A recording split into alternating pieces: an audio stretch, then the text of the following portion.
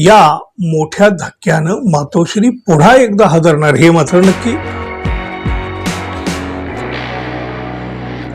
मित्र हो, गेल्या 3-3.5 वर्षापूर्वी एकनाथ शिंदे यांनी उद्धव ठाकरे यांची शिवसेना फोडली. सुरत मार्गे गुवाहाटी आणि गोवा मार्गे पुन्हा मुंबई या सगळ्या प्रवासाची चर्चा आजही होत असते, पुढंही होत राहील, वर्षानुवर्षे हे होत राहील. आणि मग या सगळ्या प्रवासातून, या सगळ्या घडामोडीतून तर आपल्या राज्याच्या राजकारणामध्ये 50 खोक्याच्या राजकारणाचा जन्म झाला. एकनाथ शिंदे यांनी केवळ आमदारच पळवले नाही हो शिवसेनेचे, तर त्यांनी शिवसेना पक्ष आणि धनुष्यबाण सुद्धा पळविला. महाराष्ट्राच्या राजकारणाला या घटनेचा विसर कधीही पडू शकत नाही मित्रांनो. पण एकनाथ शिंदे हे मात्र एकदा शिवसेना फोडली त्यांनी, पण तेवढ्यावर त्यांचं समाधान झालेलं दिसत नाही. एकनाथ शिंदे यांनी ठाकरे शिवसेनेवर आणखी एक मोठा घाव घालण्याचा डाव, तोही भारतीय जनता पक्षाच्या मदतीनं सुरू केल्याच्या हालचाली आता दिसू लागलेल्या आहेत.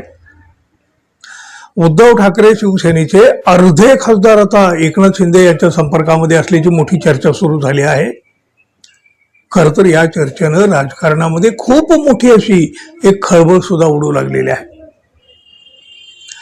या सगळ्या हालचालीमुळं महाराष्ट्राच्या राजकारणामध्ये पुन्हा एकदा मोठा भूकंप होण्याची शक्यता वर्तविली जात आहे. एकनाथ शिंदे यांच्या नेतृत्वाखालील शिंदे गट आता उद्धव ठाकरे यांच्या नेतृत्वाखालील ठाकरे शिवसेनेला आतापर्यंतचा सर्वात मोठा धक्का देण्याच्या तयारीत असल्याची माहिती मिळत आहे मित्रांनो. एकनाथ शिंदे यांच्या दिल्ली भेटीमागील प्रमुख कारण हेच होतं असं देखील सांगितलं गेलेलं आहे. पंतप्रधान नरेंद्र मोदी आणि अमित शहा यांच्यासोबतच्या भेटीमध्ये उद्धव ठाकरे शिवसेनेच्या खासदारांच्या पक्ष प्रवेशावर सुद्धा चर्चा झाल्याची माहिती आता समोर येते. बघा, मागच्या 2024च्या लोकसभा निवडणुकीमध्ये उद्धव ठाकरेंच्या शिवसेनेचे 9 खासदार निवडून आलेले होते. पण आता या 9 मधीलच अर्ध्यापेक्षा जास्त खासदार एकनाथ शिंदे यांच्या शिवसेनेच्या संपर्कात असल्याचं समजत आहे. हे खासदार लवकरच सत्तेत सुद्धा सहभागी होणार असल्याचं सांगितलं जात आहे. उपमुख्यमंत्री एकनाथ शिंदे नुकतेच 2 दिवसाच्या दिल्ली दौऱ्यावर होते. या दौऱ्यात त्यांनी पंतप्रधान नरेंद्र मोदी यांची भेट घेतली.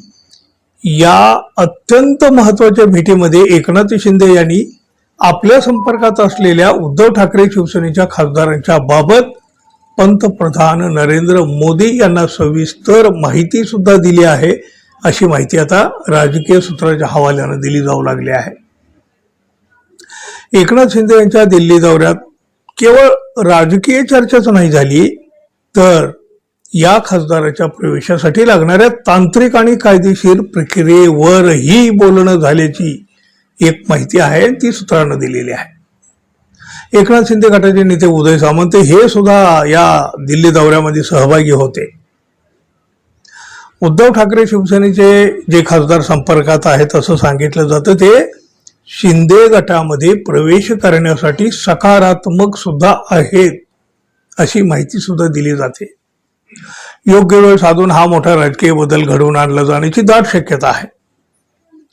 पंतप्रधान नरेंद्र मोदी आणि उपमुख्यमंत्री एकनाथ शिंदे यांच्यातल्या या चर्चेमुळे आता राज्यातलं राजकारण नेमकं कोणत्या दिशेला जाणार आहे आणि ते कधी आणि कुठल्या मार्गाने जाणार आहे याकडे आता सगळ्यांचं लक्ष लागलेलं आहे. इथवरच हा विषय थांबत नाही.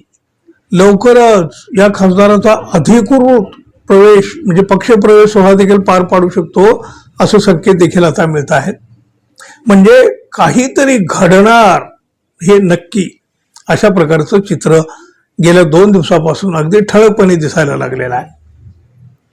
यवतमाळ वाशिमचे खासदार संजय देशमुख, हिंगोलीचे खासदार नागेश पाटील आष्टीकर, परभणीचे संजय जाधव, नाशिकचे राजाभाऊ वाजे, मुंबई ईशान्येचे संजय दिना पाटील, मुंबई दक्षिण मध्यचे अनिल देसाई, मुंबई दक्षिणचे अरविंद सावंत, शिर्डीचे भाऊसाहेब वागचौरे आणि धाराशिवचे ओमराजे निंबाळकर हे उद्धव ठाकरे यांचे 9 विद्यमान खासदार आहेत आणि या 9 मधलेच अर्धे खासदार उद्धव ठाकरे यांना सोडून एकनाथ शिंदे यांच्यासोबत निघाले असल्याचं सांगितलं जाऊ लागलं आहे.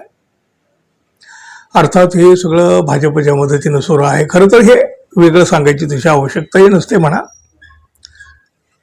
पण या मोठ्या धक्क्यानं मातोश्री पुन्हा एकदा हादरणार हे मात्र नक्की. एक धक्का पचवला हो या मातोश्रीनं उद्धव ठाकरे यांनी.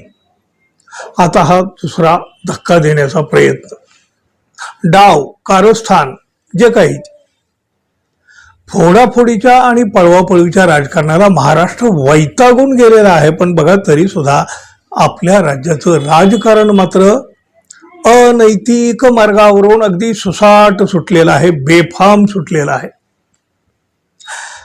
एक मतदार म्हणून किंवा एक नागरिक म्हणून मित्रांनो, असलं राजकारण हे तुम्हाला तरी मान्य असेल का हो? जरूर सांगा, व्यक्त व्हा. मित्र हो, धन्यवाद. पुन्हा भेटू. नमस्कार.